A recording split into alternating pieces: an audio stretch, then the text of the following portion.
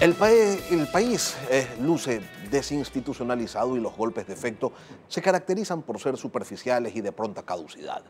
Los políticos han demostrado ser incapaces de levantar esa curva decadente y entonces ¿quién se hace cargo de ello si para los que dicen que resuelven este no es pues un asunto a resolver? Lo vamos a revisar con el doctor Hernán Pérez Luz, columnista de Diario El Universo, ex embajador de Ecuador ante la ONU. Doctor, buenos días, bienvenido a Contacto Directo. Buenos días, gracias por la invitación. Dice usted en su más reciente columna de opinión que el Ecuador es una nación estancada, un país inerme. ¿Cuáles son las razones por las que el país, a su criterio, doctor, carece de armas? ¿De armas para qué? Bueno, esa parálisis es económica, para comenzar. Las instituciones internacionales nos dan como gran cosa que creceremos al 0,1%. Es decir, el país está paralizado económicamente. Y buena parte de esta parálisis económica se debe a la falta de inversión extranjera. El año pasado hemos tenido ni 500 millones de inversión extranjera, compárele usted con Perú, con Bolivia, Perú, Bolivia o Colombia, en que la inversión extranjera se mide por billones de dólares prácticamente, ¿no? Y esta inversión extranjera no viene al Ecuador y no va a venir por un problema estructural nuestro de falta de institucionalidad.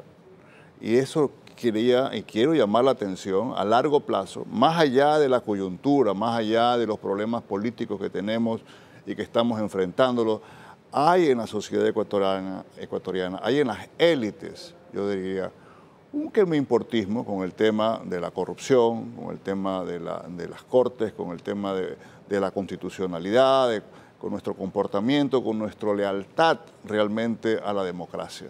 Pero antes de entrar al tema de la institucionalidad y de la no participación de las élites, doctor Pérez, usted dice la economía está mal, sin embargo, ¿podría alguien desde otra orilla decirle que son tan buenos los planes económicos que hasta el Fondo Monetario Internacional le entrega pues, al país 4.000 millones de dólares y que eso sin duda significa un espaldarazo y un gesto de aprobación a lo que se está haciendo? Esa es una boya, no nos ha dado un espaldarazo, lo que nos ha dado, nos ha tirado una boya, sálvense ustedes.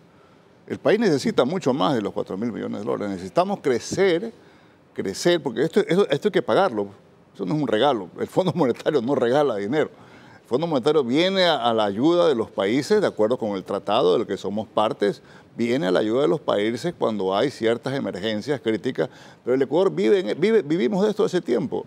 Y lo que tenemos que hacer obviamente es reestructurar la deuda anterior que con mucho optimismo se pensaba que podíamos enfrentarla. Pero el país está en esto, es un círculo vicioso. A fin de año, Lenin, vamos a escuchar las voces nuevamente de que no nos alcanza el dinero, que hay una crisis fiscal, que el Ecuador el IVA del Ecuador en el promedio de América Latina no es el más alto, etcétera, etcétera. Y esto es recurrente y esto entramos otra vez en una crisis estructural, que es lo que a mí me preocupa y a muchos ecuatorianos igual. Ahora, en Ecuador hay instituciones, pero no hay institucionalidad.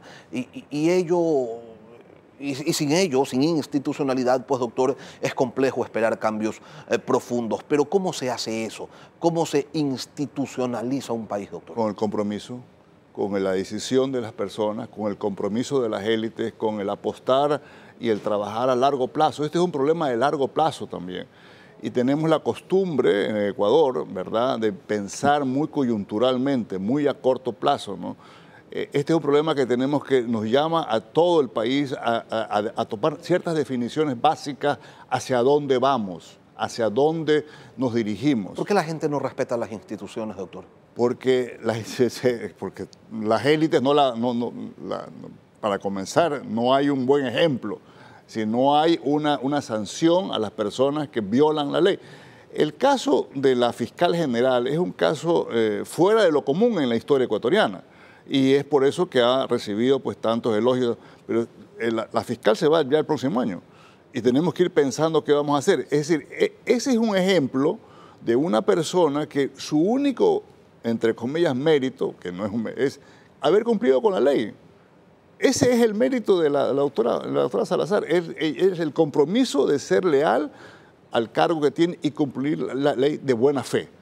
No hacerle a la ley, no a darle pues la tergiversación y romper el espíritu de la ley, sino si todos los ecuatorianos, si el Ecuador tuviese más personas como ella, dedicadas al cumplimiento de la ley y dentro de eso, y hacerlo de buena fe, yo creo que el país comenzaría a marchar y la gente comenzaría, y todos comenzaríamos a tener una visión de país, que es lo que nos falta. Mire, le voy a poner un ejemplo. El presidente Kennedy, en los primeros meses de su administración, hizo un llamado al país, un compromiso, que antes de terminar la década de los años 60, Estados Unidos se comprometía a poner a un hombre en la luna y regresar. Es una visión, un liderazgo, un camino. Y puso a toda la sociedad, toda la burocracia federal a trabajar en alcanzar ese objetivo. ¿Cuáles son los objetivos del Ecuador? No los tenemos. Los tenemos en papel, en discursos. Oímos por aquí, por allá, en discursitos aquí, pero no tenemos ese compromiso, ese esfuerzo, esa dedicación de todos nosotros de ir hacia ciertos objetivos comunes. Ahora, doctor, ¿hay experiencias de otros países que hayan logrado esta reinstitucionalización? En concreto, en otros lados, ¿qué fue lo que hicieron para superar las taras y propender hacia el desarrollo? Hay países en América Latina, son ejemplos de institucionalidad, Uruguay, Chile, Costa Rica, en buena parte de Colombia. Es decir, son países, y no se diga pues en Europa, Italia vivió una crisis terrible de corrupción, de terrorismo, y logró combatir el terrorismo dentro del marco de la ley, sin abusar del poder. Es un compromiso que tenemos que tenerlos en general. Y nosotros estamos enfrentando la situación que nos espera a la vuelta de pocos años, es ver al país convertido en un Nuevo México. Y ese es el problema que tenemos en este momento. El problema nuestro de la penetración de las bandas y del narcotráfico dentro del Estado es muy serio. Y tenemos que hacer un esfuerzo por precisamente ver cómo vamos a poder salir de esta, y eso no lo hacemos poniendo más militares o sacando policías a la calle. Eso lo hacemos con una reforma institucional en la que toda la sociedad caiga en cuenta de que realmente existen instituciones en el país, que podemos salir adelante. Vea, las sociedades mejor desarrolladas, con mayor equilibrio social, con menos desigualdades sociales, son aquellas en las que curiosamente el Estado de Derecho es el que está más sólido. Y me refiero a las sociedades de los países nórdicos. El éxito de esos países ha sido básicamente el empeño que han puesto en la institucionalidad, ¿no? Aparte de haber abrazado el capitalismo como forma de sistema económico, es el respeto a la ley. Ahora, usted señala que las élites del país están lejos de adoptar esa visión transformadora. ¿Por qué razón, doctor? Y se lo pregunto a usted porque usted forma parte de esas élites, las conoce bien. ¿Cuáles son entonces los motivos por los que buena parte de ellas se enancan y se acomodan en el statu quo? Por intereses económicos, básicamente. Hay un egoísmo, hay una miopía. Hay una falta, yo creo que inclusive lo voy a decir, puede sonar un poco cursi, ¿no?, de amor al país. Simplemente el Ecuador sirve como para acumular algo de capital y simplemente vivir al corto plazo y, si es posible, pues vivir en otro mundo, digamos. Pero no hay un compromiso de nuestro país realmente serio hacia fondo. Y nos gusta la comodidad, el confort, el no compromiso, el no entrar a la vida pública, por ejemplo. Ese ha sido uno de los problemas que hemos tenido en el Ecuador, ¿verdad? No hay una vocación de servicio público, no hay un interés realmente, y aparte de eso, pues puede ser que también haya unos elementos de falta de formación académica, política, cultural, de ver que el país necesita a poco tiempo ya enfrentarse serios problemas internacionales. Estamos abocados a una gran confrontación mundial y el Ecuador no puede estar desprovisto de la suficiente institucionalidad para hacerle frente. Si vamos a tener un país con caudillos, con políticos, que abusan del poder, con personas que no... Simplemente no vamos a crecer económicamente, Lenny. Ese es el problema que yo veo. El crecimiento económico hoy en día en el mundo entero dependen de las instituciones. Singapur es un éxito económico, pero no tiene recursos naturales. ¿Qué es lo que produce Singapur hoy en día, que es una democracia? Básicamente las instituciones, la confianza que le inspira su institucionalidad. Veámoslo a América Latina para no irnos tan lejos. Uruguay es un país, como le decía, bastante institucionalizado y tiene una sociedad relativamente igualitaria. Pero doctor, ¿qué es lo que se necesita para que las élites académicas, gremiales, políticas asuman ese liderazgo que no existe y se decidan pues a tirar de esos vagones de la transformación que la política no observa? Ahí sí que no tengo una respuesta muy seria, muy clara. Es una combinación de varios factores y yo creo que hace mucho una contribución muy grande los medios de comunicación, hacer notar la necesidad y sobre todo la urgencia. Hemos perdido en casi ya más de una década, en una desinstitucionalización del país, no crecemos económicamente, nos despilfarramos 200.000 millones de dólares, ¿verdad?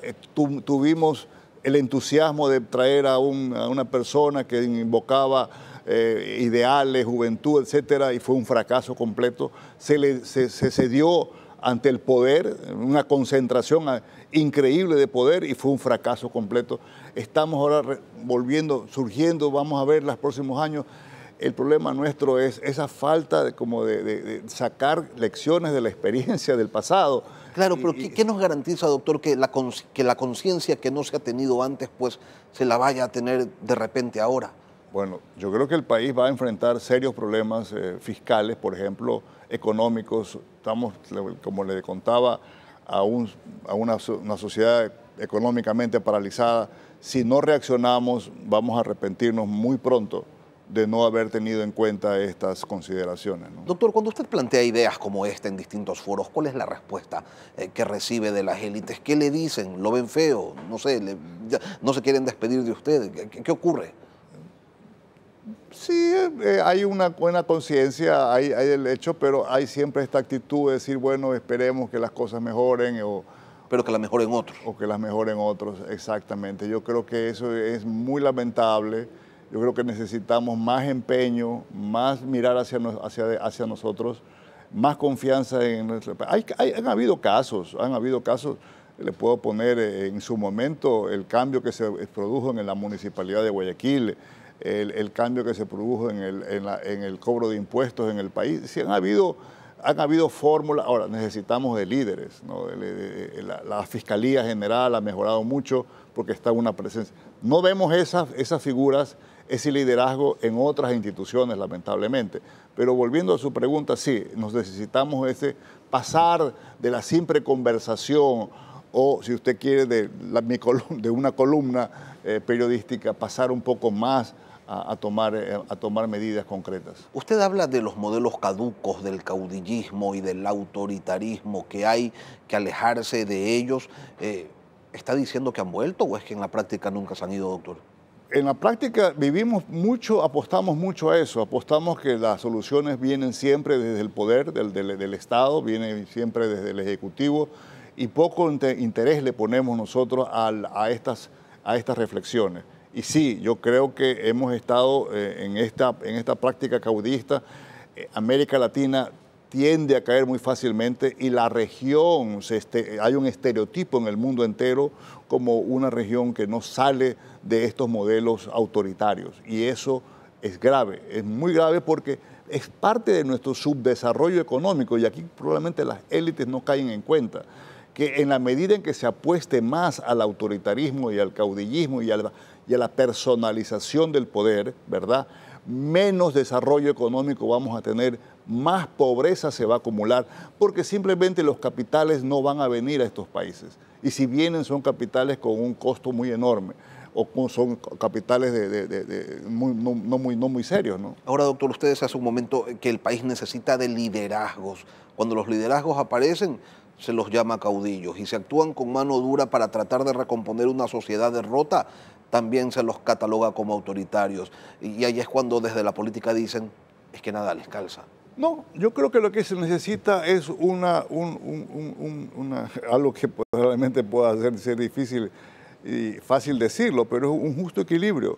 Yo no estoy negando que se necesitan. Le he puesto ejemplos de instituciones que se han logrado desarrollarse en base a liderazgo, pero ese liderazgo no puede extralimitarse y caer Esta es la tragedia de la democracia. Que sería cambiar un mal por otro. Las tragedias de las democracias son esas. Desde el tiempo de los griegos se ha pensado en este equilibrio, en el que se necesitan líderes, pero no se necesita caer en la tiranía.